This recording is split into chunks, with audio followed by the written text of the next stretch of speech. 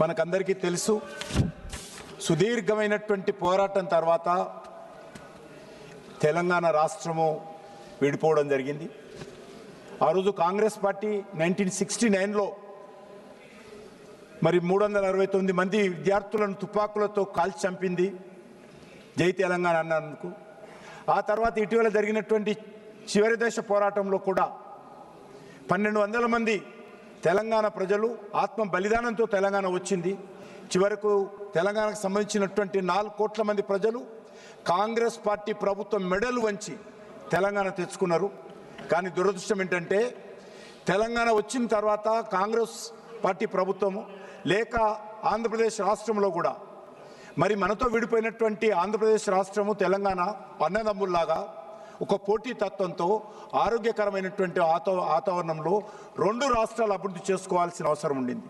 కానీ దురదృష్టం ఏంటంటే ఈ రోజు వరకు కూడా అమరావతి రాష్ట్ర రాజధాని అని చెప్పుకునేటువంటి పరిస్థితి లేకుండా ఈరోజు అక్కడ ఉన్నటువంటి పరిస్థితి రావడము, ఆంధ్రప్రదేశ్ ప్రజలు మా రాష్ట్రం ఆంధ్రప్రదేశ్, మాకు స్టేట్ క్యాపిటల్ లేదు అని చెప్పుకునేటువంటి పరిస్థితి రావడము చాలా దురదృష్టకరం అని చెప్పి ఈ సందర్భంగా మనవిస్తున్నాను. అంతేకాకుండా అధ్యక్ష, ఈరోజు బిల్లు మాట్లాడుతూ కొంతమంది కాంగ్రెస్ పార్టీకి సంబంధించినటువంటి సభ్యులు మాకు ఎయిర్పోర్ట్ లేదని చెప్తా ఉన్నారు. ఎవరి పాపం అని అడుగుతా ఉన్నాను. ఆంధ్రప్రదేశ్లో 8 ఎయిర్పోర్ట్లు ఉన్నాయంటే ఆ రోజు కాంగ్రెస్ పార్టీ ఏర్పాటు చేసింది. మరి ఈరోజు తెలంగాణలో ఒకే ఒక ఎయిర్పోర్ట్ ఉన్నదంటే మరి ఎవరు పొరపాటు అడుగుతున్నాను. భోగాపురంలో ఇటీవల మోడీ గారు వచ్చిన తర్వాత మరి అద్భుతమైనటువంటి ఎయిర్పోర్ట్ వచ్చింది. విశాఖపట్నంలో ఎయిర్పోర్ట్ గతంలో ఉంది, రాజమండ్రిలో ఉండింది, తిరుపతిలో ఉన్నది, అదేవిధంగా మరి పుట్టపర్తిలో ఉంది, కడపలో ఉంది, కర్నూలులో ఉంది.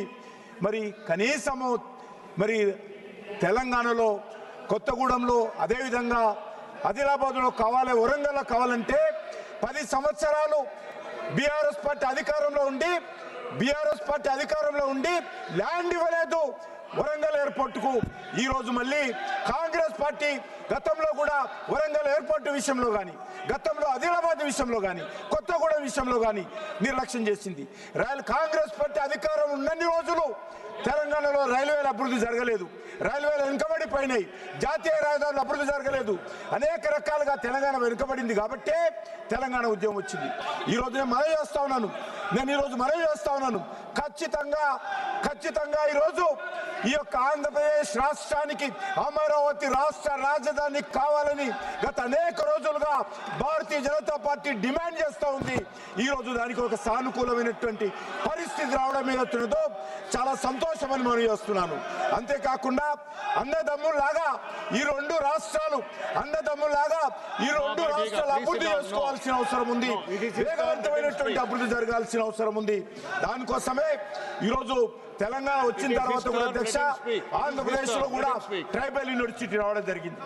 నరేంద్ర మోడీ గారు ప్రధానమంత్రి అయిన తర్వాత ట్రైబల్ యూనివర్సిటీ ఆంధ్రప్రదేశ్కి వచ్చింది. అంతేకాకుండా ఈరోజు ఆంధ్రప్రదేశ్ లో అనేక రకాల అభివృద్ధి కార్యక్రమాలు జరుగుతూ ఉన్నాయి.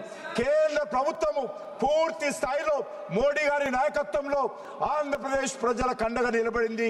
అదేవిధంగా తెలంగాణ రాష్ట్రాన్ని కూడా గత అనేక రోజులుగా వరంగల్ ఎయిర్పోర్ట్ కావాలని నేను గతంలో ఉత్తరం రాస్తే అప్పుడు ఉన్నటువంటి టీఆర్ఎస్ పార్టీ ఈ యొక్క వరంగల్ ఎయిర్పోర్ట్కి అనుమతి ఇవ్వలేదు. రైల్వేలు పూర్తిగా తెలంగాణ ప్రజలకు పూర్తిగా నష్టం చేసింది గతంలో ఉన్నటువంటి కాంగ్రెస్ పార్టీ ప్రభుత్వం. ఈరోజు నరేంద్ర మోడీ గారు వచ్చిన తర్వాత 42 రైల్వే స్టేషన్లు ఏకకాలంలో పునరభివృద్ధి చేస్తున్నటువంటి ఘనత తెలంగాణలో నరేంద్ర మోడీ గారి ప్రభుత్వానికి దక్కుతుంది. గతంలో ఉన్నటువంటి 2500 కిలోమీటర్ల జాతీయ రహదారి ఉంటే ఈ యొక్క నరేంద్ర మోడీ గారి ప్రభుత్వము గత 11 సంవత్సరాలలో అదనంగా 3000 కిలోమీటర్ల జాతీయ రహదారులు సుమారు 1,30,000 కోట్ల రూపాయల ఖర్చు పెట్టి ఈరోజు తెలంగాణలో జాతీయ రహదారుల అభివృద్ధి జరుగుతూ ఉంది. కాబట్టి మనం చేస్తా ఉన్నాను, తెలంగాణలో అటు కాంగ్రెస్ పార్టీ ఇటు ఆంధ్ర రాష్ట్రంలో కాంగ్రెస్ పార్టీ నిర్లక్ష్యం చేసింది. కాబట్టి ఈరోజు ఈ రెండు రాష్ట్రాలలో కూడా నరేంద్ర మోడీ గారు వచ్చిన తర్వాత అభివృద్ధి జరుగుతూ ఉంది. నేను తెలంగాణ ప్రజల తరఫున ఆంధ్ర రాష్ట్రానికి సంబంధించినటువంటి అమరావతి ఏర్పాటుకు మనస్ఫూర్తిగా మద్దతు ఇస్తా ఉన్నాము. ఖచ్చితంగా అమరావతి కూడా అభివృద్ధి జరగాలి, క్యాపిటల్ కూడా అభివృద్ధి జరగాలి. తెలంగాణ కూడా ఈరోజు గతంలో 10 సంవత్సరాలు బీఆర్ఎస్ పార్టీ కుటుంబం దోచుకుంటే ఈరోజు ఆర్ఆర్ ట్యాక్స్ పేరుతో కాంగ్రెస్ పార్టీ తెలంగాణను దోచుకుంటుంది. దీని నుంచి ఈరోజు తెలంగాణ ప్రజలు జాగృతం కావాల్సిన అవసరం ఉంది. ఏ లక్ష్యం కోసమైతే తెలంగాణ తెచ్చుకున్నారో 4 కోట్ల మంది ప్రజలు ఆ లక్ష్యం నెరవేరడం లేదు.